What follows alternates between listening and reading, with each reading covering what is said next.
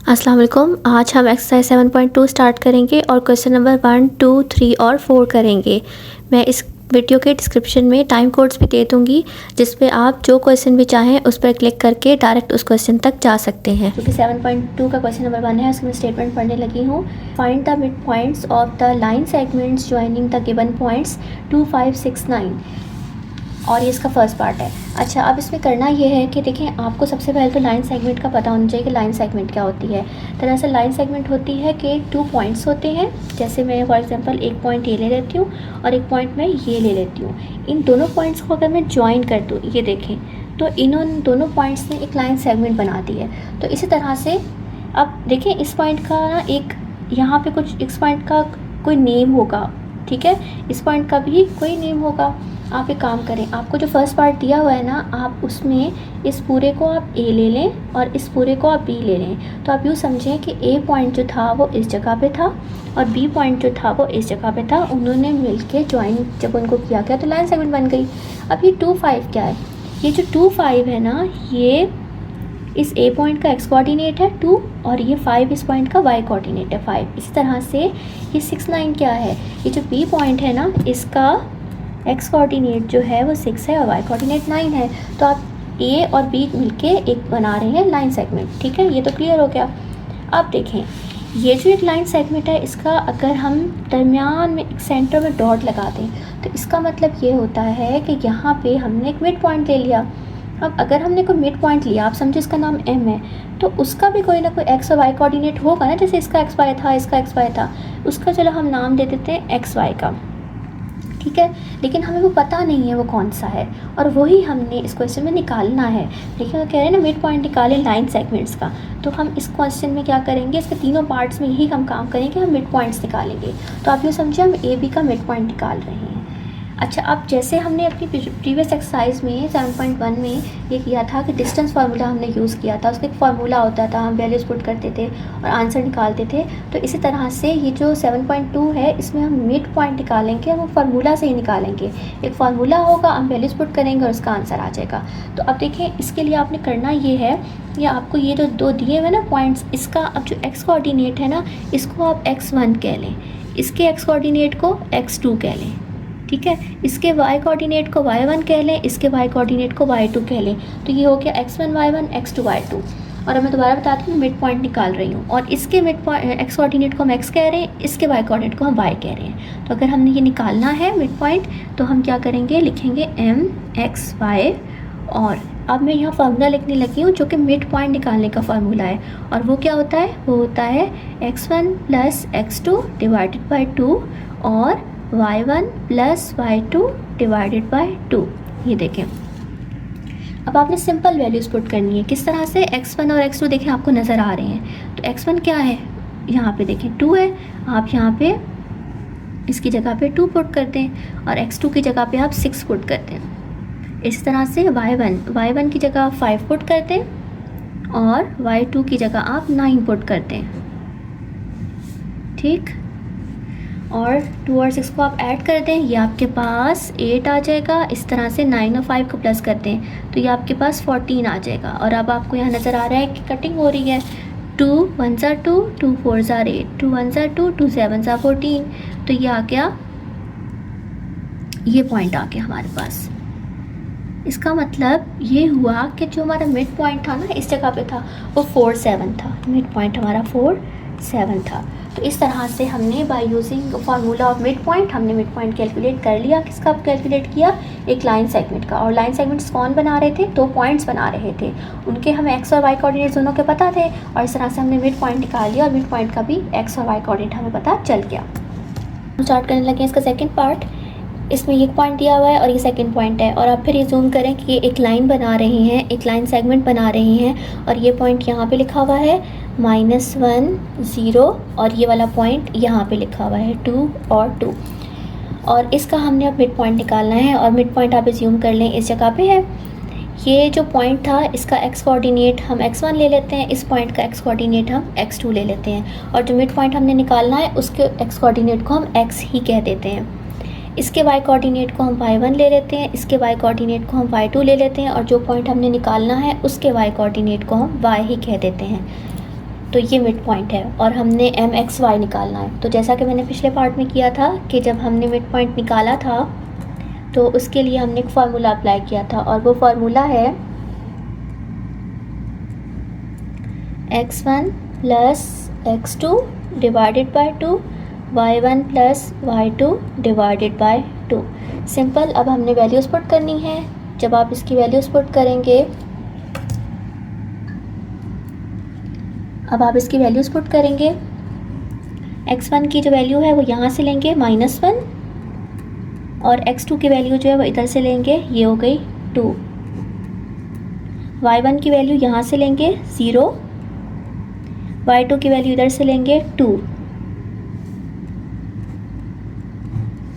अब आगे सॉल्व करें, 2 में से 1 को माइनस करें तो ये आ गया 1, 2 और 0 को प्लस करें तो ये आ गया 2। नेक्स्ट स्टेप में 1/2 को ऐसे ही लिखते हैं, या आप यूँ भी कर सकते हैं कि 1/2 को आप 0.5 कर दें, डेसिमल फॉर्म में ले जाएं और 2 और 2 की कटिंग करें तो यहाँ पे रह गया 1। तो इस तरह से मिड पॉइंट हम निकाल चुके हैं, यानी इसका मतलब है यहाँ पे क्या पॉइंट बना 0.51। ये आपका सेकेंड पार्ट भी कंप्लीट हो गया। चलें इसका थर्ड पार्ट स्टार्ट करते हैं। इसके थर्ड पार्ट में अब ये एक पॉइंट है पूरा, ठीक है, जो लाइन सेगमेंट बना रहा है, ये पॉइंट इधर है और दूसरा पॉइंट जो है वो इस कॉर्नर पे है जो लाइन सेगमेंट बना रहा है। मैं ज़्यादा डिटेल में नहीं लिख रही, अब 2 पार्ट हम कर चुके हैं, आपको इतना क्लियर हो गया होगा।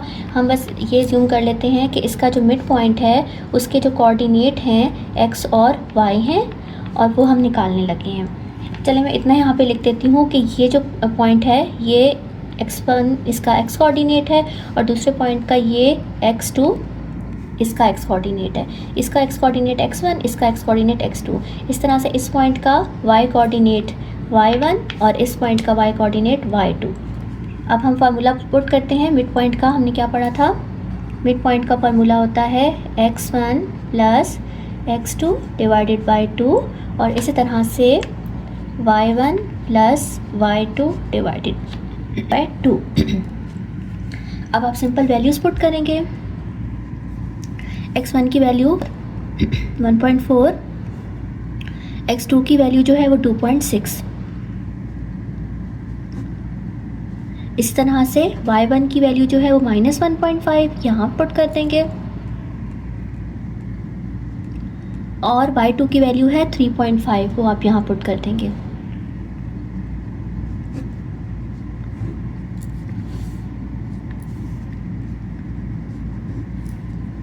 इन दोनों को आप ऐड कर लें, कैलकुलेटर यूज़ कर लें बेशक, तो ये बन जाएगा 4। न्यूमरेटर में 4 आ जाएगा, नीचे 2 मौजूद है। इस तरह से आप इनको कैलकुलेटर पे सॉल्व कर लें तो ये आपको 2 देगा और ये 2 नीचे मौजूद है। अब आप इनकी कटिंग कर सकते हैं, 2 1 ज़ा 2, 2 2 ज़ा 4, 2 1 ज़ा 2, 2 1 ज़ा 2। तो आपके पास ये आ गया 2, नीचे वाले 1 को इग्नोर करें और ऊपर से भी 1 ले लें, नीचे वाले 1 को इग्नोर कर दें। तो इस तरह से आपका थर्ड पार्ट भी कंप्लीट हो गया। इसमें हमने मिड पॉइंट निकाल लिया और इसके साथ ही आपका क्वेश्चन नंबर 1 भी कंप्लीट हो गया है। क्वेश्चन नंबर 2 स्टार्ट करने लगे हैं हम। मैं स्टेटमेंट पढ़ने लगी हूँ। Look at the quadrilateral ABCD in the adjoining figure if EFG and H are the mid points of its side, then part 1 find the coordinates of EFGH। अब आपके सामने इस क्वेश्चन में बुक में एक फ़िगर बनी हुई थी, ये मैंने यहाँ बना ली है पेज पे। ये एक क्वाड्रिलेटरल है। क्वाड्रिलेटरल का मतलब होता है एक ऐसी फ़िगर जिसकी 4 साइड्स हो। अब वो फ़िगर स्क्वायर भी हो सकती है, रेक्टेंगल भी हो सकती है, रोम्बस भी, कोई भी 4 साइडों वाली फ़िगर ये हो सकती है। अब इसमें हमें उन्होंने कुछ पॉइंट्स दे दिए गए, जैसे एक C पॉइंट नज़र आ रहा है आपको, एक D नज़र आ रहा है, एक A नज़र आ रहा है, एक B नज़र आ रहा है और इन सब के आपको X और Y कोऑर्डिनेट सबके साथ साथ नज़र आ रहे हैं। लेकिन कुछ पॉइंट्स यहाँ पे हैं जिनका आपको कोई भी कोऑर्डिनेट नज़र नहीं आ रहा। जैसे G है पॉइंट, इसका X और Y कोऑर्डिनेट शो नहीं हो रहा, F का नहीं हो रहा, H का नहीं हो रहा, E का नहीं हो रहा। तो इस क्वेश्चन में उन्होंने हमें यही कहा है कि जिन पॉइंट्स के कोऑर्डिनेट्स शो नहीं हो रहे, EFGH, इनके आप कोऑर्डिनेट्स निकालें। तो अब हम इनके कोऑर्डिनेट्स फर्स्ट पार्ट में कैसे निकालेंगे, उसके लिए हम ये करेंगे। अगर आप इस पर ज़रा गौर करें तो ये जो E पॉइंट आ रहा है ये A और B के मिड में आ रहा है। तो अगर हम मिड पॉइंट का फार्मूला अप्लाई कर दें और इससे हमें ईज़िली यहाँ का पता चल जाएगा कि यहाँ पे एक्स और वाई कोऑर्डिनेट क्या थे। इस तरह से जो एफ पॉइंट है ये सी और बी के मिड में आ रहा है, तो इसके ऊपर भी हम मिड पॉइंट जो कि हमने फर्स्ट क्वेश्चन में पढ़ा था वो अप्लाई कर देंगे, मिड पॉइंट का फार्मूला, और इससे हमें पता चल जाएगा कि इसके एक्स और वाई कोऑर्डिनेट क्या थे। इस तरह से इस पे भी हम मिड पॉइंट का फार्मूला अप्लाई कर देंगे और इस पे भी हम मिड पॉइंट का फार्मूला अप्लाई कर देंगे। यानी फर्स्ट पार्ट में हमने इन चारों मिड पॉइंट्स का फार्मूला अप्लाई करना है और उससे हमें इनके एक्स और वाई कोऑर्डिनेट्स पता चल जाएंगे।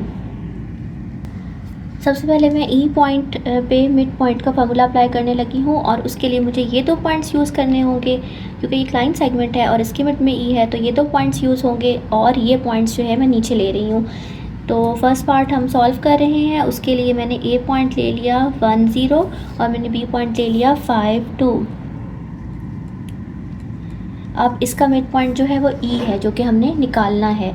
तो आप ये कर सकते हैं कि यहाँ पे जब आंसर करेंगे तो एम ई इस तरह भी जस्ट ले सकते हैं। जैसे हमने पिछले स्टेप में पिछले क्वेश्चन में तो एम एक्स वाई लिया था, तो आप एम ई भी ले सकते हैं, एम एक्स वाई भी ले सकते हैं, आपकी मर्ज़ी है।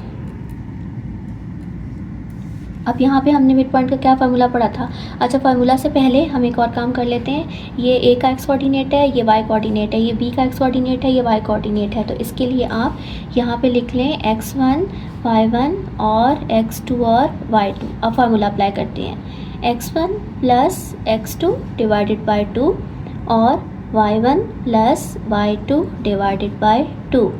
अब सिंपल हम वैल्यूज़ पुट कर देते हैं। x1 की वैल्यू क्या है, x1 की वैल्यू है 1, ये नज़र आ रही है आपको।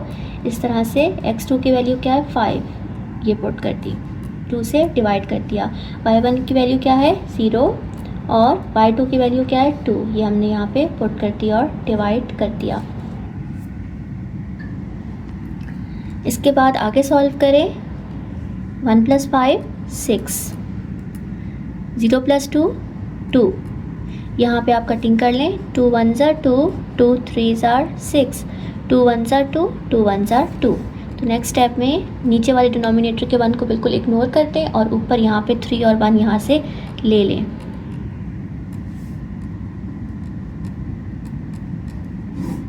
आपने जो ई पॉइंट है वो निकाल लिया 3 1। तो अब आप यहाँ ऐसा कर सकते हैं कि ई पॉइंट पे यहाँ पे आप लिख सकते हैं 3 1 जो कि हम फाइंड कर चुके हैं। अब इसके बाद एफ़ की बारी है, एफ़ निकालना है और अगर एफ़ निकालना है तो मैं ये बी और सी पॉइंट्स लेने लगी हूँ। नीचे मैं बी पॉइंट ले रही हूँ, बी पॉइंट है 5 2 और सी पॉइंट है 2 6।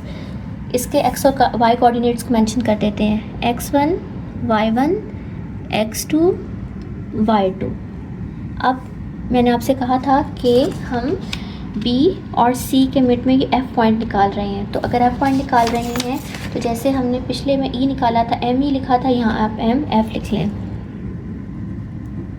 और डिस्टेंस फार्मूला अप्लाई करें। डिस्टेंस फार्मूला के लिए आप क्या करेंगे, x1 plus x2 divided by 2 और y1 plus y2 divided by 2। अब सिंपल वैल्यूज़ पुट करते जाएं। x1 की वैल्यू 5 है और x2 की वैल्यू 2 है। इसी तरह से y1 की वैल्यू 2 है और y2 की वैल्यू 6 है।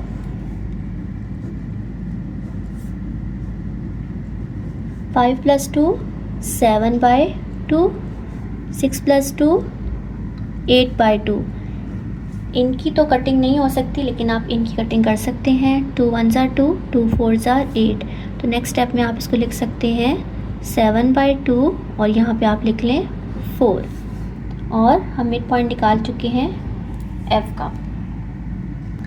अब यहाँ पे जो आपने यहाँ वैल्यू निकाली है 7/2 4 F की वैल्यू है, यहाँ पे आप पुट कर दें। क्वेश्चन में जो फिगर है 7/2 4। अब बारी आ गई G पॉइंट की। तो G पॉइंट जो है ये D और C का मिड पॉइंट बन रहा है, तो मैं D और C नीचे लूँगी, उस पर मैं मिड पॉइंट का फार्मूला अप्लाई करूँगी और मैं G पॉइंट निकाल लूँगी। तो अब मैं लेने लगी हूँ D और C पॉइंट। C पॉइंट है 2 6 और D पॉइंट है -3 2। मैंने ये पॉइंट्स ले लिए और अब इसमें मैं अप्लाई कर रही हूँ एक्स और वाई कोऑर्डिनेट के लिए जो हम लिखते हैं x1 y1 x2 y2। अब चूँकि हम g पॉइंट निकाल रहे हैं तो आपने यहाँ पे लिखना है mg और यहाँ पे लिखें x1 प्लस x2 और यहाँ लिखें x1 plus x2 divided by 2। अब आप सिंपल वैल्यूज़ पुट करते हैं, जैसे x1 की वैल्यू 2, x2 की वैल्यू -3। ये ब्रैकेट में लिखें क्योंकि माइनस आ रहा है ना वैल्यू में, इसलिए इसको आप ब्रैकेट में लिखें। इसी तरह से सॉरी, यहाँ मैंने मिस्टेक की है, यहाँ पे y1 था और यहाँ पे y2 था। अब y1 की जब वैल्यू पुट करेंगे तो 6 आ जाएगा और y2 की जब वैल्यू पुट करेंगे तो 2 आ जाएगा। इसके बाद नेक्स्ट स्टेप में प्लस माइनस माइनस, 6 + 2 8, 2 और 3 को जब आप माइनस करेंगे तो 2 और 3 को माइनस करने से 1 आता है, लेकिन मैंने माइनस क्यों लिखा है क्योंकि बड़ी वैल्यू के साथ जो साइन होता है हम वो नीचे उतारते हैं। तो ये -1/2 आ गया और यहाँ पे आप 2 1 ज़ा 2 और 2 4 ज़ा 8 कटिंग करें तो यहाँ पे आपके पास 4 आ गया। तो इस तरह से मैंने जी पॉइंट जी पॉइंट पे निकाल लिया। -1/2 4 आया जी पॉइंट, ये देखें आप। तो यहाँ पे आप लिख सकते हैं -1/2 4। अब हमारा रह गया एच पॉइंट, ये पॉइंट। तो एच पॉइंट जो है वो डी और ए के मिड में आ रहा है, तो हम नीचे डी और ए का लिखेंगे पॉइंट्स और उस पर हम अप्लाई कर देंगे मिड पॉइंट का फार्मूला और इससे मिड पॉइंट निकल आएगा जो कि एच है। तो मैं वो अप्लाई करने लगी हूँ, डी और ए। मैंने ए पॉइंट लिया 1 0 और डी पॉइंट लिया -3 2। मेंशन कर दें कि इसके एक्स कोऑर्डिनेट को हम x1 कहेंगे, इसके y कोऑर्डिनेट को y1, इसके x कोऑर्डिनेट को x2 और इसके y कोऑर्डिनेट को y2। अब चूँकि हम h पॉइंट निकाल रहे हैं तो यहाँ पे हम लिखेंगे MH और यहाँ पे आप लिखेंगे x1 plus x2 divided by 2 comma y1 plus y2 divided by 2 comma. ठीक, अब आप सिंपल वैल्यूज़ पुट करते हैं। x1 की वैल्यू पुट करेंगे 1, x2 की वैल्यू पुट करेंगे -3, लेकिन चूँकि x2 की वैल्यू में माइनस आ रहा है तो इसको आपने ब्रैकेट में लेना है। y1 की वैल्यू 0, y2 की value 2।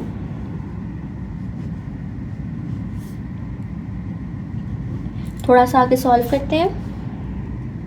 1 as it is, plus minus -3, 0 और 2 को प्लस करें तो 2 आएगा। फिर नेक्स्ट स्टेप में 1 और 3 को माइनस करें तो 2 आएगा और नेगेटिव साइन क्यों आएगा साथ, क्योंकि बड़ी वैल्यू के साथ नेगेटिव साइन है। अब आप कटिंग कर दें, ये सब कट हो जाएंगे, मतलब ये 2 और 2 कट हो जाएंगे, 1 1 आ जाएगा, ये भी 2 और 2 कट हो जाएंगे, लेकिन यहाँ -1 आएगा क्योंकि यहाँ माइनस साइन है। अब आप नीचे क्या लिखेंगे कि आपके पास आ गया पॉइंट -1 1 और ये हो गया MH। तो H पॉइंट हमने निकाल लिया। अब आप ये करेंगे कि H पॉइंट पे क्या लिखेंगे, ये जो अभी आपने निकाला है H पॉइंट -1 1, ये आप यहाँ पुट कर दें। इस तरह से हमारा फर्स्ट पार्ट जो कंप्लीट हो गया। फर्स्ट पार्ट में उन्होंने यही कहा था कि ये जो क्वाड्रिलेटरल है पूरा, इसमें जो आपको मिड पॉइंट्स थे ना, इसके जो कोऑर्डिनेट्स नज़र नहीं आ रहे वो आप निकालें, तो वो हमने निकाल लिए। तो फर्स्ट पार्ट हमारा कंप्लीट हो गया। अब मैं पढ़ने लगी हूँ इसका second part. Draw the line segment EF FG GH and HE bye joining the mid points. वो ये कह रही हैं कि अब जो ये मिड पॉइंट्स आए हैं ना आपके, आप इनको सिंपली ज्वाइन कर दें। अच्छा, ज्वाइन किस तरह से करना है, देखिए वो कह रहे हैं कि जब आप इन पॉइंट्स को ज्वाइन करेंगे ना तो लाइन सेगमेंट्स बनते जाएंगे, क्योंकि अभी हमने पहले ही पढ़ा है कि जब पॉइंट्स जो होते हैं, जैसे कि ये पॉइंट हो गया कि ये पॉइंट, इसको हम ज्वाइन करें तो लाइन सेगमेंट बनता है ना। तो इस तरह से इन पॉइंट्स को भी ज्वाइन करेंगे तो 4 लाइन सेगमेंट बनेंगे। कौन कौन से, वो कह रहे हैं एक EF बनाएं। तो EF कैसे बनाएंगे, देखें ये E है, ये F है, इसको आप ज्वाइन करते हैं। स्केल से कर दें तो ज़्यादा बेहतर है ताकि लाइंस जो हैं वो टेढ़ी ना हो जाए। देखें EF को ज्वाइन करना है तो ये E है, ये F है, इसको मैं ज्वाइन करती हूँ यहाँ पे। इस तरह से ये मैंने ज्वाइन कर दिया। तो ये ई और एफ को ज्वाइन करने से ये ई एफ एक लाइन सेगमेंट बन गया है। उसके बाद वो कह रहे हैं ज्वाइन करें एफ और जी को, तो ये एफ है और ये जी है, इसको हम ज्वाइन कर लेते हैं। इसको हमने ज्वाइन कर लिया। उसके बाद फिर वो कह रहे हैं कि अब आप ज्वाइन करें जी और एच को, तो ये देखें जी और एच को हम ज्वाइन कर लेते हैं। और उसके बाद एंड में कह रहे हैं एच और ई को ज्वाइन करें, तो हम एच और ई को ज्वाइन कर लेते हैं। ये देखें ये हमने ज्वाइन कर लिया और हमें चार लाइन सेगमेंट्स मिल चुके हैं। तो ये हमारा सेकंड पार्ट भी कंप्लीट हो गया। सेकंड पार्ट में हमने बस इसको ज्वाइन करना था। अब आप आ जाए थर्ड पार्ट पे, find the distance of E F F G G H and H E. अब वो कह रहे हैं कि जो लाइन सेगमेंट्स बने हैं ना, इन लाइन सेगमेंट्स का आपने डिस्टेंस निकालना है। ये देखें अब एक लाइन सेगमेंट बना है ना ई एफ, तो हमने ई एफ का डिस्टेंस निकालना है, ठीक है। इसके बाद एफ जी बना है, एफ जी का डिस्टेंस निकालना है। जी एच बना है, जी एच का डिस्टेंस निकालना है। एच ई बना है, एच ई का डिस्टेंस निकालना है। अब डिस्टेंस हम कैसे निकालेंगे, तो डिस्टेंस फार्मूला हमने 7.1 में पढ़ा था, वो हम अप्लाई करते जाएंगे और डिस्टेंस निकलता जाएगा। जैसे ई एफ पे करेंगे, एफ जी पे करेंगे, जी एच पे करेंगे और एच ई पे करेंगे। अब मैं करने की लगी हूँ कि सबसे पहले मैं ई एफ का डिस्टेंस निकालने लगी हूँ, तो ई एफ पॉइंट्स को मैं नीचे लिखूँगी, इन दोनों पॉइंट्स को। ये वही पॉइंट्स हैं जो हमने अभी निकाले हैं।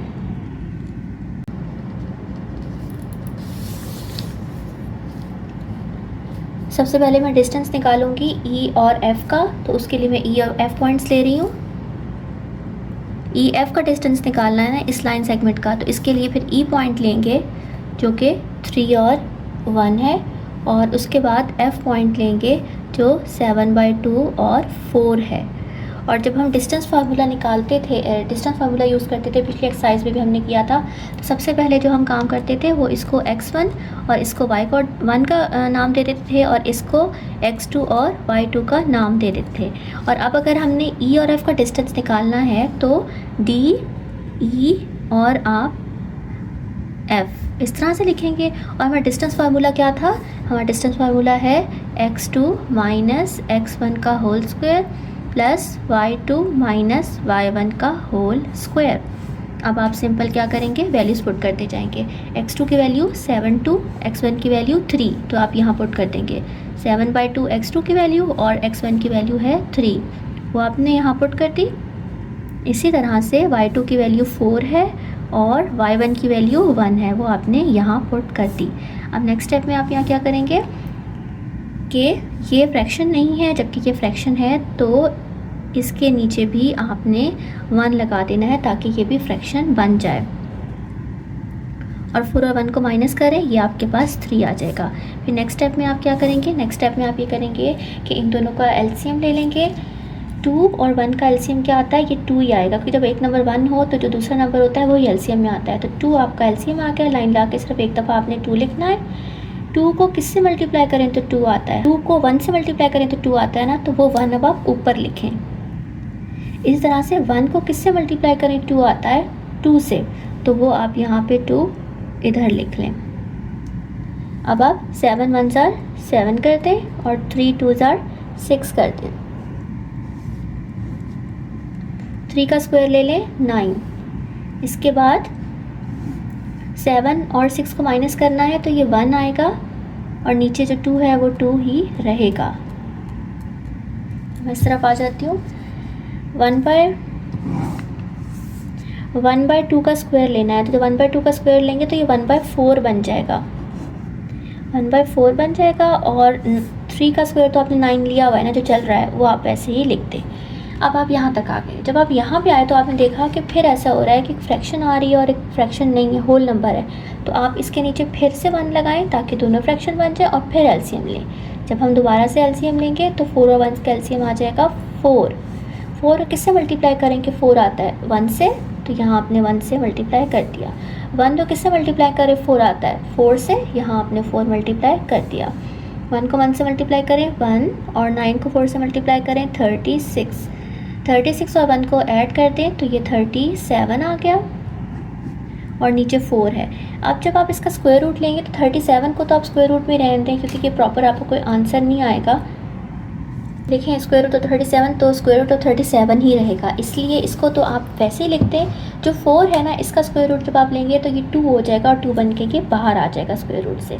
तो इस तरह से हमने डिस्टेंस फार्मूला अप्लाई कर दिया ई और एफ पे, और साथ आप यूनिट्स भी लिख लें। जैसे मैंने आपको पिछले एक्सरसाइज में बताया था कि डिस्टेंस के यूनिट्स होते हैं, मीटर होता है, सेंटीमीटर होता है, और क्वेश्चन में अगर गिवन ना हो कि हम क्वेश्चन मीटर में सॉल्व कर रहे हैं, सेंटीमीटर में सॉल्व कर रहे हैं, तो हम साथ वैसे यूनिट्स लिख देते हैं। तो अब मैंने ये किया है कि जो मुझे थर्ड पार्ट में कहा गया था ना कि डिस्टेंस निकालें ई एफ़ का, तो मैं ई एफ़ का निकाल चुकी हूँ। अब एफ़ जी की बारी है, और अगर मैंने एफ़ जी का डिस्टेंस निकालना है तो मैं नीचे ये दोनों पॉइंट्स लूँगी और इसमें मैं डिस्टेंस फार्मूला अप्लाई करूँगी। तो एफ़ पॉइंट पे ले रही हूँ, एफ़ पॉइंट है 7/2 और 4। इस तरह से जी पॉइंट है -1/2 4, और हमने एफ़ और जी निकालना है। ठीक है, डिस्टेंस निकालना है एफ़ जी, तो आप इस तरह से लिख सकते हैं एफ़ कॉमा जी। डिस्टेंस फार्मूला अप्लाई कर देते हैं, x2 माइनस x1 का square plus y2 minus y1 का स्क्वायर। फर्दर सॉल्व करने से पहले आपने ये करना है कि इसको आप x1, इसको आप y1 का नाम दे दें, और इसको आप x2 और इसको आप y2 का नाम दे दें। अब आप वैल्यूज़ पुट करें। जब आप वैल्यूज़ पुट करेंगे तो ये देखें x2 की वैल्यू -1/2 आपने ये यहाँ पे ले ली। इसी तरह से x1 की आपने ली 7/2 जो कि आपने यहाँ पुट कर दी। इस तरह से y2 की वैल्यू 4 और y1 की वैल्यू 4। अच्छा, अब देखें दोनों फ्रैक्शंस हैं, डिनोमिनेटर भी सेम है, तो ईज़िली जो है सब्ट्रैक्ट हो जाएंगी। दोनों के साथ 2 आ रहा है, तो आप जब इसको सब्ट्रैक्ट करेंगे जस्ट आप एक दफ़ा 2 लिखें, और न्यूमरेटर्स जो है ना उनको वैसे ही नीचे ले आएँ इस तरह से। और 4 - 4 तो आपको पता है 0 होता है, तो ये एज इट इज़ आपने लिख दिया। अब इसके बाद हम क्या करेंगे, ये दोनों ऐड होंगे। जब साइन सेम होता है, चाहे वो सेम पॉजिटिव होने की सूरत में हो या नेगेटिव की सूरत में हो, नंबर्स हमेशा ऐड ही होते हैं, तो ये दोनों ऐड हो जाएंगे, 8 आएगा। लेकिन माइनस साइन मैंने क्यों लगाया, मैंने माइनस साइन इसलिए लगाया है कि बड़ी वैल्यू के साथ माइनस था। इस तरफ आप 0 का स्क्वायर लें तो 0 का स्क्वायर आपको पता है 0 ही रहता है। नेक्स्ट स्टेप में आपने ये करना है कि इसका स्क्वायर लेने से पहले आप इसकी कटिंग कर दें। 2 1 ज़ा 2, 2 4 ज़ा 8। ठीक है, तो ये देखिए अंदर -4 है। -4 का जब आपने स्क्वायर लिया, बल्कि आप पहले चले -4 ऐसे लिखते हैं, और 0 का बिल्कुल इग्नोर करें, और -4 का आप स्क्वायर ले लें नेक्स्ट स्टेप में, तो ये 16 हो जाएगा। मैंने 4 का स्क्वायर लिया 16, माइनस भी स्क्वायर मतलब ब्रैकेट के अंदर था उसका भी मैंने स्क्वायर लिया है, और माइनस का स्क्वायर लेने से प्लस आता है, तो वो आप लिखें ना लिखें आपकी मर्ज़ी। अब आप 16 का स्क्वायर रूट ले लें और ये आपके पास आ जाएगा 4। तो इस तरह से हमने डिस्टेंस निकाल लिया एफ जी। ये देखें, तो यहाँ पे आप देख चुके हैं मैं एफ़ और जी भी निकाल चुकी हूँ डिस्टेंस। अब हमने निकालना है जी और एच। ये डिस्टेंस निकालना है जी एच का, क्योंकि लाइन सेगमेंट है ना, तो मैं जी और एच पॉइंट्स नीचे लिखने लगी हूँ। जी पॉइंट ले रही हूँ -1/2 4, और मैं एच पॉइंट ले रही हूँ -1 1। अब इस पर अप्लाई करने लगी हूँ मैं डिस्टेंस फार्मूला। उससे पहले x1 y1 x2 y2 ऐसा करते हैं कि डिस्टेंस फार्मूला हम दोबारा नहीं लिखते, क्योंकि डिस्टेंस फार्मूला हमने यहाँ पे लिखा हुआ है और आपको नज़र भी आ रहा है, तो हम जस्ट वैल्यूज़ पुट करते हैं। तो x2 - x1 लिखना है, तो ये x2 - x1। लेकिन अब देखें x1 की अंदर अपना माइनस आ रहा है, तो आप उसको ब्रैकेट में लिखें। तो मैंने ये लिखा x2 माइनस, और ये पूरा x1 है, और ये ब्रैकेट में क्यों है, नेगेटिव साइन अपना आ रहा था x1 के अंदर, इसलिए मैंने इसको ब्रैकेट में रखा। इस तरह से आपने y2 - y1 लेना है, तो 1 - 4।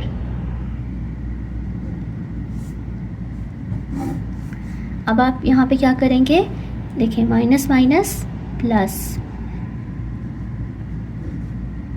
और इस तरफ देखिए 4 और 1 को माइनस करें तो 4 और 1 को माइनस करें तो 3 आता है, लेकिन माइनस साइन क्यों आया, बड़ी वैल्यू के साथ माइनस साइन था। अब आप देखिए नेक्स्ट स्टेप में आपको यहाँ पे लेना पड़ेगा एलसीएम, और उससे पहले देखिए ये फ्रैक्शन है, ये फ्रैक्शन नहीं है, तो इसके नीचे तो पहले 1 लगाएं। ठीक है, इसके बाद 1 और 2 का एलसीएम क्या आ जाएगा, 1 और 2 का एलसीएम आ जाएगा 2, वो आप लिखें। 1 को किससे मल्टीप्लाई करें, 2 आता है 2 से, तो ऊपर आप लिखेंगे 2। 2 को किससे मल्टीप्लाई करें, 2 आता है 1 से, तो ऊपर आप लिखेंगे 1। देखें, अब -1 और 2 मल्टीप्लाई करें -2, 1 और 1 को मल्टीप्लाई करें 1।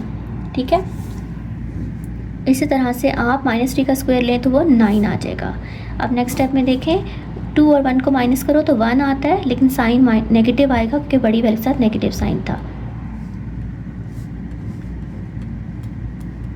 ठीक, ये ध्यान में रखें, मैं -3 का स्क्वायर ले चुकी हूँ, ठीक है, इसलिए वो 9 आ चुका है। ये वैसे ही चल रहा है, जबकि इसका स्क्वायर मैंने अभी नहीं लिया क्योंकि मैं इसका एलसीएम वाला ले रही थी। अब आप इसका स्क्वायर लेंगे, -1 का स्क्वायर लेंगे तो वो 1 हो जाएगा, नीचे 2 का स्क्वायर लेंगे तो 4 हो जाएगा। और अक्सर स्टूडेंट ऐसा करते हैं कि न्यूमरेटर का स्क्वायर ले लेते हैं, डिनोमिनेटर को छोड़ देते हैं। देखिए ये जो ब्रैकेट है ना, ये पूरे -1/2 पे आ रही है और ये स्क्वायर इस पूरे के पे अप्लाई हो रहा है, तो न्यूमरेटर का स्क्वायर भी लेंगे और डिनोमिनेटर का स्क्वायर भी लेंगे। अब देखें, इनको फिर हमने जब सॉल्व करना है तो इसके लिए ये फ्रैक्शन है और ये फ्रैक्शन नहीं है, तो आप इसके नीचे पहले तो 1 लगाएं। अब आप ये देखें कि 4 और 1 का एलसीएम जो होगा वो 4 होगा, तो नीचे लाइन लगा के आप 4 लिखें। 4 किससे मल्टीप्लाई करें, 4 आता है 1 से। 1 को किससे मल्टीप्लाई करें, 4 आता है 4। ठीक, 1 को 1 से मल्टीप्लाई करें, ये आ गया 1, और 9 और 4 को मल्टीप्लाई करें, ये आ गया 36। इसके बाद 36 और 1 को ऐड कर दें, ये आपके पास 37 आ जाएगा और 4 एज इट इज़ नीचे आ जाएगा। 37 का जब आप स्क्वायर रूट लेंगे तो वो 37 ही आएगा, इसलिए 37 को तो ऐसे ही लिखते हैं स्क्वायर रूट के साथ, जबकि 4 का स्क्वायर रूट लेंगे तो ये 2 बन के बाहर आ जाएगा स्क्वायर रूट से। 7 यूनिट्स लगाते हैं, मैंने यहाँ पे भी नहीं लगाया था। और देखें, ये हमने निकाल लिया जी और एच का डिस्टेंस, जी एच का डिस्टेंस भी हम निकाल चुके हैं। अब हमने निकालना है एच और ई का डिस्टेंस, तो इसके लिए मैं एच और ई के पॉइंट नीचे लिखूंगी और इसका एच और ई का डिस्टेंस हम निकाल लेंगे। चलिए पॉइंट्स लेने लगी हूँ, एच और ई। तो एच पॉइंट था -1 और 1, और इसी तरह से ई पॉइंट था 3, 1। ये मैंने ले लिया। अब यहाँ पे मेंशन करते हैं x1, y1, x2, y2, और हमें डिस्टेंस निकालना है, एच ई डिस्टेंस निकालना है, तो वो मैंने यहाँ पे लिख लिया। अब इसके बाद फॉर्मूला दोबारा से अप्लाई कर देते हैं, x2 माइनस x1 का whole square plus y2 minus y1 का होल स्क्वायर। अब आप सिंपल वैल्यूज़ पुट कर दें, 3 x2 माइनस x1 पुट करना है तो ये वैल्यू पुट करेंगे, x2 की 3 और x1 की आप -1 ब्रैकेट में पुट करेंगे क्योंकि नेगेटिव आ रहा है। y2 की वैल्यू पुट करेंगे 1 और y1 की वैल्यू भी पुट कर देंगे 1। Minus minus plus, 1 minus 1 0। 3 और मैं थोड़ा ज़्यादा करने लगी यहाँ पे, 3 और 1 का प्लस ऐड करें तो ये 4 आएगा ना, और 4 का स्क्वायर लें तो 16 आएगा, 0 का स्क्वायर लेंगे तो 0 ही आएगा, और 16 प्लस 0 नेक्स्ट स्टेप में 16 ही रहेगा। अब आप 16 का स्क्वायर रूट लें तो ये आपके पास आ गया 4। इस तरह से हमने ये डिस्टेंस भी निकाल लिया। आप देख सकते हैं कि मैंने थर्ड पार्ट भी कंप्लीट कर लिया है, मैंने सारे डिस्टेंस निकाल लिए, E F F G G H और H E, E F F G G H और एच ई हमने कंप्लीट कर लिया। अच्छा, इसमें एक चीज़ देखने वाली है, वो ये कि जो हमने डिस्टेंस निकाले हैं 4, उसमें से 2 डिस्टेंस सेम आए हैं। पहला डिस्टेंस जो है तो मैंने निकाला था, ये देखें, वो 37 स्क्वायर रूट 2 आया था, एक ये मेरा आया था। 37 स्क्वायर रूट ऑफ 2 मेरा एक दूसरा डिस्टेंस भी आया है। हमारा डिस्टेंस जी एच आया था, ये देखें, वो भी 37 स्क्वायर रूट बाई 2 आया था। और उसके बाद एक डिस्टेंस हमारा एफ जी था जो कि 4 आया था।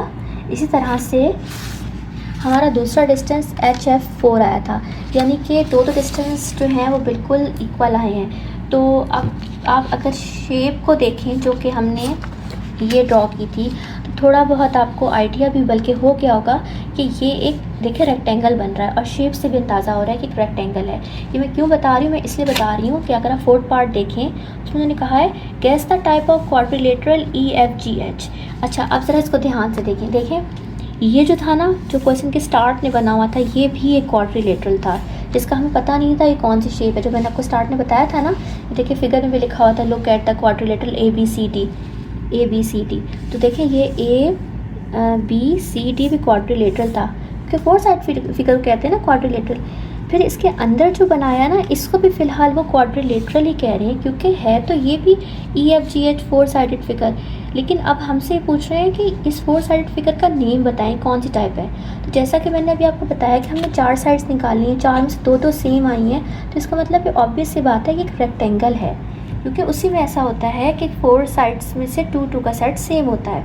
तो लास्ट पार्ट में फिर आप क्या लिखेंगे, आप लास्ट पार्ट के आंसर में बस ये लिखेंगे कि EFGH इज़ अ रेक्टेंगल, यानी कि वो जो क्वाड्रिलेटरल था जो कि अंदर था, ये फिर एक रेक्टेंगल बना। बाहर वाले का तो उन्होंने हमसे पूछा भी नहीं है ना, लेकिन बहरहाल वो भी क्वाड्रिलेटरल है और ये अंदर भी क्वाड्रिलेटरल है, और अंदर वाला क्वाड्रिलेटरल क्या निकला, रेक्टेंगल। तो इस तरह से आपका क्वेश्चन नंबर 2 भी कंप्लीट हो गया है।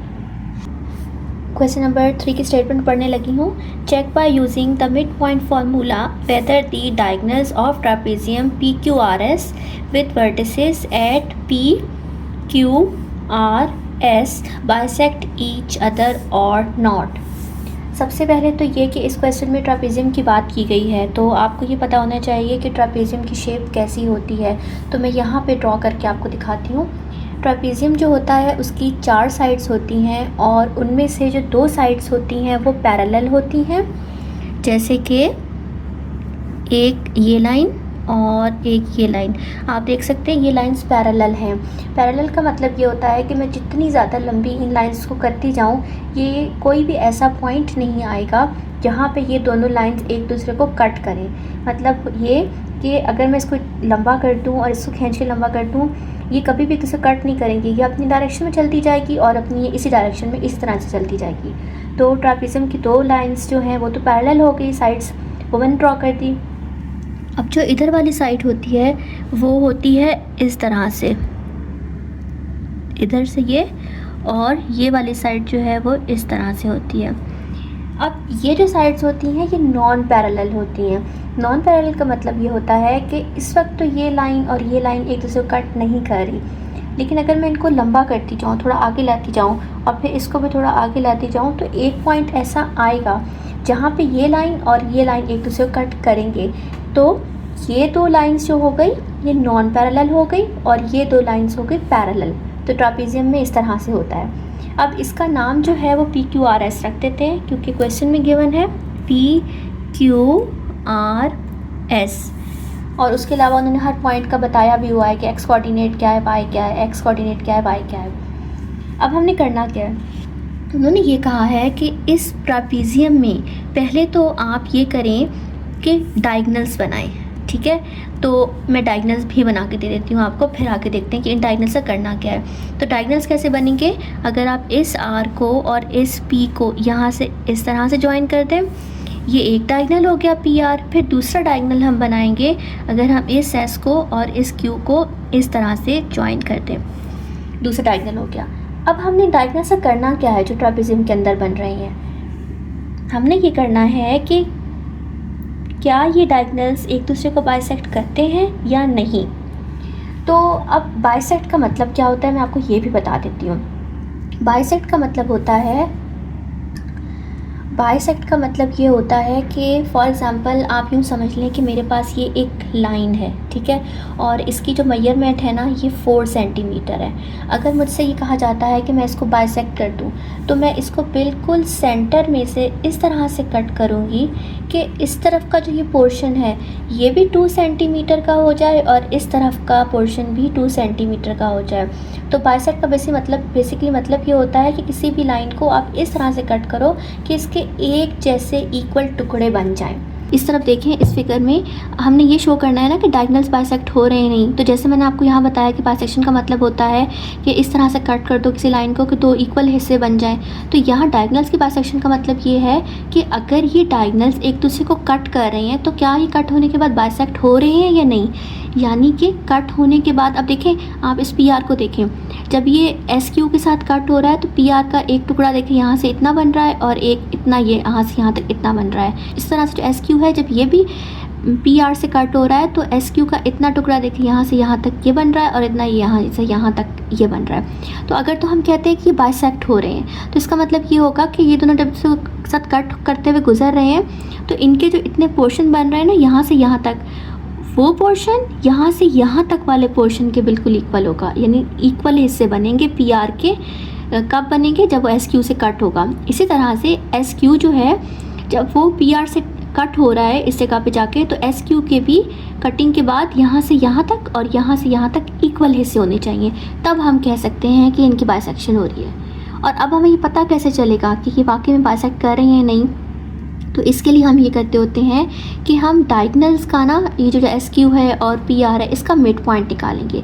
एस क्यू का भी निकालेंगे और पी आर का भी निकालेंगे। अगर तो इनके डायगनल सेम आ गए तो इसका ये मतलब होता है कि ये दोनों एक दूसरे को बाइसेक्ट कर रहे थे, यानी कि एक दूसरे को जब कट के गुजर रहे हैं तो कटिंग के बाद डायगनल्स के जो हिस्से बन रहे हैं ना, दो वो इक्वल बन रहे हैं, यानी यहाँ से यहाँ तक का और यहाँ से यहाँ तक का बिल्कुल एक जैसा हिस्सा बना है, और यहाँ से यहाँ तक का और यहाँ से यहाँ तक का जो है वो बिल्कुल एक जैसा बन रहा है। तो अब हम स्टार्ट करते हैं। तो इसके लिए आपने सिंपल ये करना है कि आपने मिड पॉइंट निकालना है। पहले हम स्टार्ट कर लेते हैं, एस क्यू का मिड पॉइंट ले लेते हैं। अच्छा, अगर मैंने एस क्यू का मिड पॉइंट लेना है तो इसके लिए पहले मैं ऐसा करती हूँ कि एस और क्यू, ये देखें, ये दो पॉइंट्स मैं यहाँ नीचे उतार लेती हूँ। मैं पॉइंट ले लेती हूँ एस -1 4, और इसके साथ ही मैंने पॉइंट ले लिया क्यू जो कि 6 और 0 है। अब आप, ये x कोऑर्डिनेट है, ये y है, ये x कोऑर्डिनेट है, ये y है, तो आप यहाँ मेंशन करते हैं x1 y1 x2 y2, ये मेंशन कर दिया। अब पिछले दो क्वेश्चंस में भी हमने मिड पॉइंट का फार्मूला यूज़ किया था, वही मिड पॉइंट मैं यहाँ लिखने लगी हूँ। अब मिड पॉइंट का फार्मूला हमने पहले भी क्या यूज़ किया है,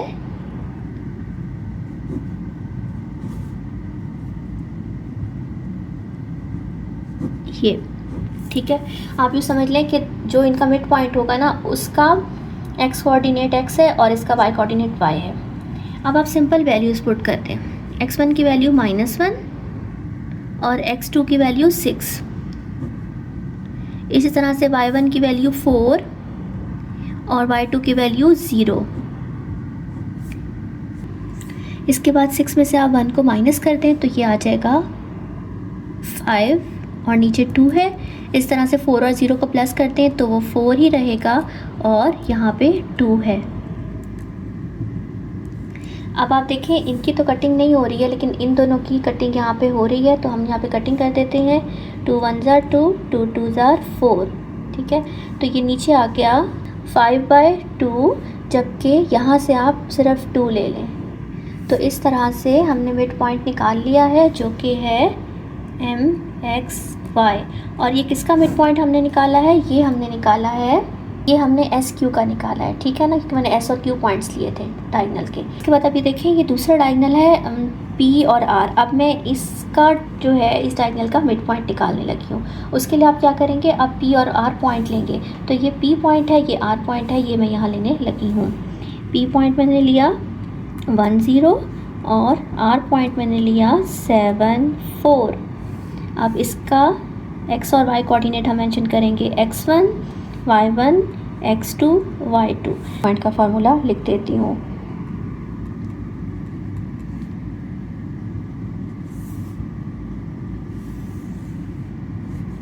x1 plus x2 divided by 2, y1 plus y2 divided by 2। आप सिंपल वैल्यूज़ पुट कर दें। x1 की वैल्यू 1, x2 की वैल्यू 7, y1 की वैल्यू 0, y2 की वैल्यू 4। 7 + 1 8, नीचे 2 था, सॉरी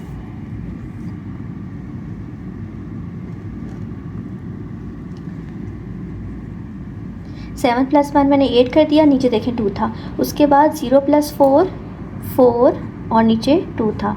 यहाँ पे भी कटिंग हो रही है, इधर भी कटिंग हो रही है। 2 1 ज़ा 2, 2 4 ज़ा 8, 2 1 ज़ा 2, 2 2 ज़ा 4।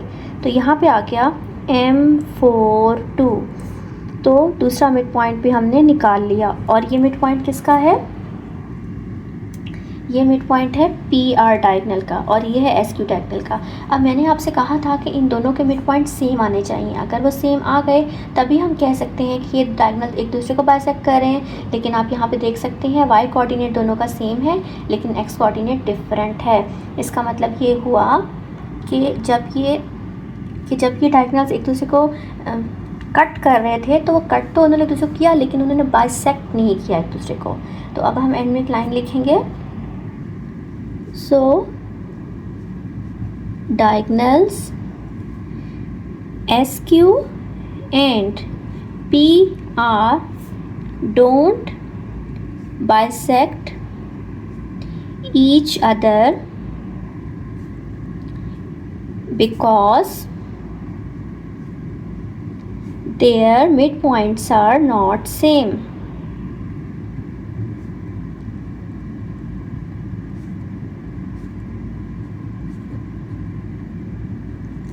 तो इस तरह से हमारा क्वेश्चन नंबर 3 कंप्लीट हो गया। क्वेश्चन नंबर 4 की स्टेटमेंट में पढ़ने लगी हूँ। If vertices of a rhombus are A, B, C and D, show that its diagonals bisect each other. Also find the length of each diagonal. अच्छा, सबसे पहले तो ये कि आपको पता होना चाहिए रोम्बस क्या है। रोम्बस एक्चुअली होता है कि बिल्कुल ये स्क्वायर की तरह से होता है। ये मैंने फिगर बनाई हुई है रोम्बस की और इसकी भी 4 साइड्स होती है जैसे स्क्वायर की होती हैं और इसकी भी चारों साइड्स की मेजरमेंट बिल्कुल एक जैसी होती है जैसे स्क्वायर की होती है। तो फ़र्क ये होता है कि रोम्बस और स्क्वायर में कि जो स्क्वायर होता है ना उसमें चारों एंगल 90 के बनते हैं लेकिन जो रोम्बस होता है वो थोड़ा सा आप इसमें टेढ़ा होता है तो उसमें एंगल्स जो है 90 के नहीं होते। तो ये फ़र्क होता है रोम्बस में और उसमें स्क्वायर में। अब आप देखिए मैंने रोम्बस बनाया रफली सा। इसको अब मैं ए बी सी डी जो है इसके वर्टिसेस के नेम दे देती हूँ क्योंकि क्वेश्चन में मेंशन है। तो यहाँ मैंने ए लिख दिया, यहाँ मैंने बी लिख दिया, यहाँ सी और यहाँ डी। अब इस क्वेश्चन में उन्होंने ये कहा है कि आप ये शो करके दिखाएं कि क्या इसके डायगनल्स बाइसेक्ट करते हैं एक दूसरे को या नहीं। तो जैसा कि पिछले क्वेश्चन में मैंने आपको डिटेल में बताया, मैं एक दफ़ा दोबारा बता देती हूँ कि पहले तो आप ये डायगनल्स बनाएं ना इसके। देखें ये डायगनल बन गया ए सी और ये डायगनल बन गया बी डी, ये बना लिए। अब हमने शो करना है क्या ये बाइसेक्ट करते हैं एक दूसरे को या नहीं। तो बाइसेक्शन का मतलब होता है कि ये देखें एक दूसरे को ये डायगनल्स कट तो कर रहे हैं, इतना तो हमें पता है इस पॉइंट पे।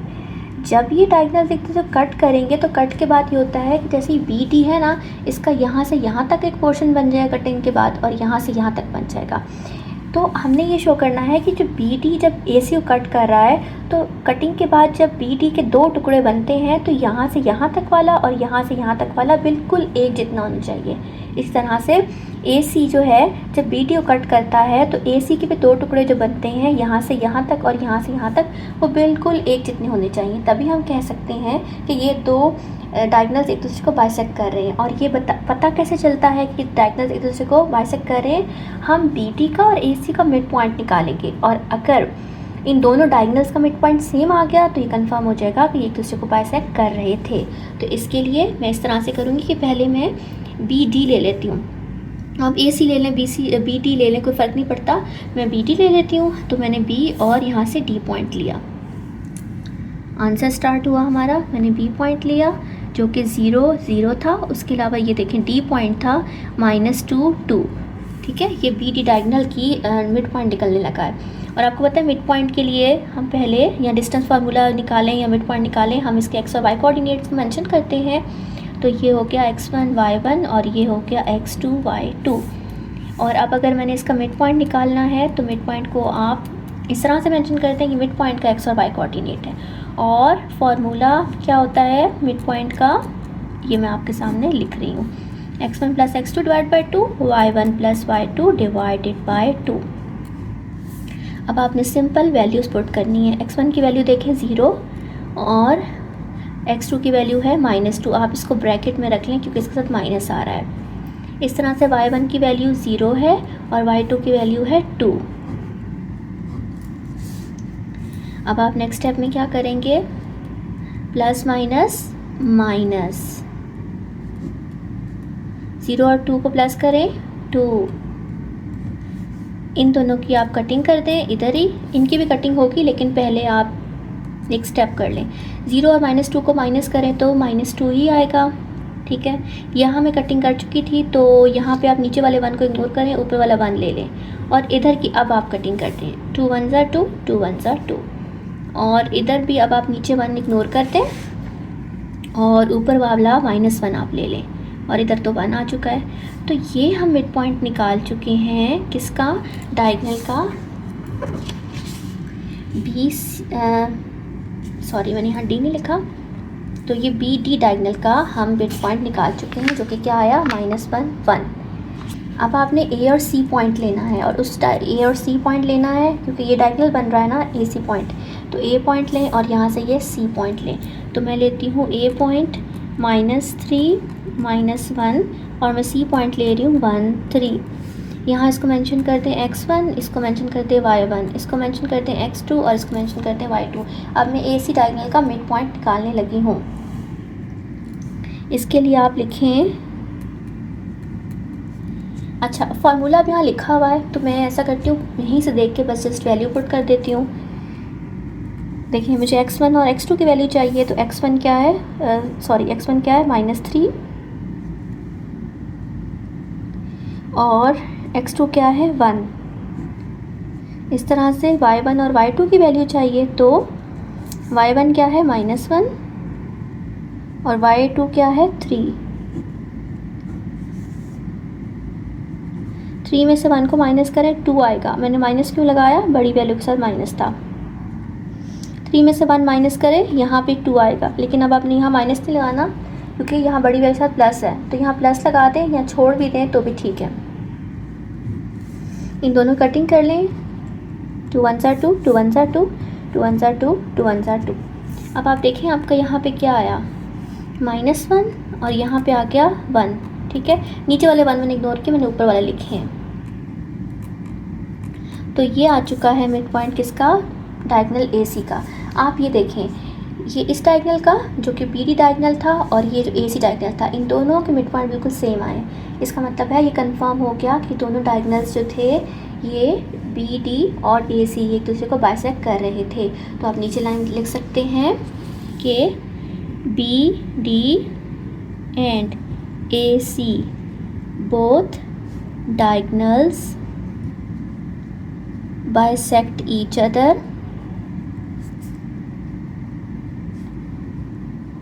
because their midpoints are same.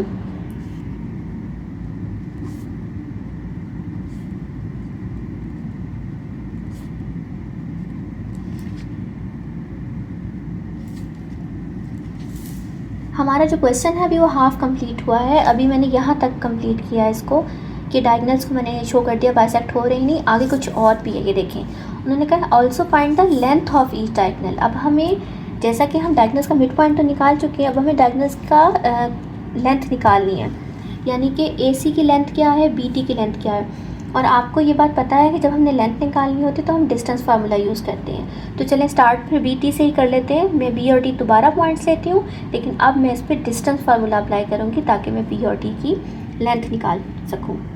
मैंने नीचे पॉइंट लिया बी और डी पॉइंट ले लिया। दोबारा से मैंने मेंशन किया कि ये x1 है, ये y1 है, ये x2 है, ये y2 है। और अब मैं इस पर लगाऊंगी डिस्टेंस फार्मूला, और डिस्टेंस फार्मूला भी हमें आता है, हमने पढ़ा हुआ है, x2 माइनस x1 का square plus y2 minus y1 का स्क्वायर।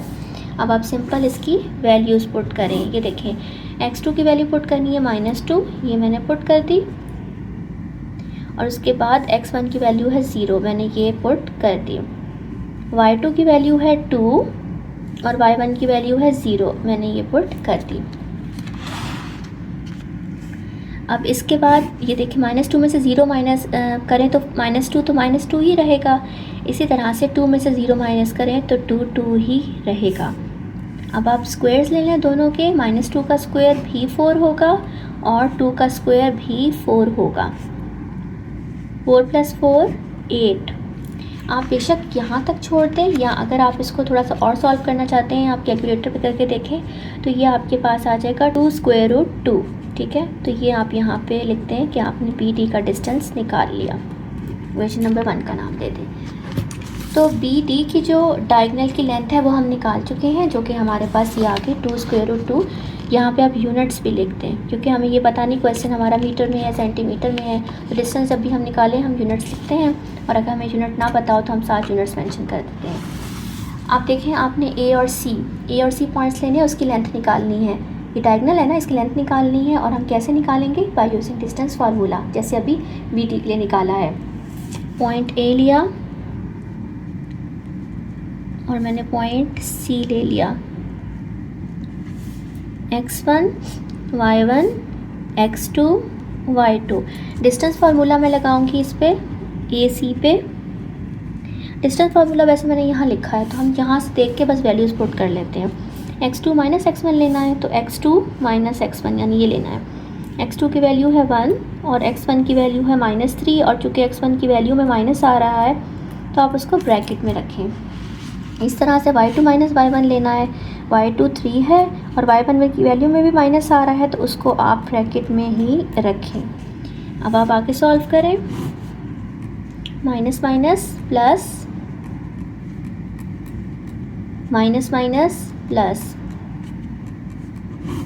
3 + 1 4, 3 + 1 4। आप देखिए 4 का स्क्वायर क्या होता है? 16, और 4 का स्क्वायर 16। 16 + 16 हो गया 32। यह आपके पास आ गया 4√2, और यहाँ पे आप लिखते हैं यूनिट्स। ये डिस्टेंस हमने निकाल लिया ए सी का। तो डिस्टेंस निकाल लिया बी टी डायगोनल का और ए सी डायगोनल का। इनको सेम हमने नहीं शो करना था, बस हमने डिस्टेंस निकालना था, वो हमने निकाल लिया क्योंकि इन्होंने इसमें कहा था जस्ट हमने लेंथ और डायगोनल फाइंड करनी है, और वो हम जो है निकाल चुके हैं। तो इस तरह आपका क्वेश्चन नंबर 4 भी कंप्लीट हो गया।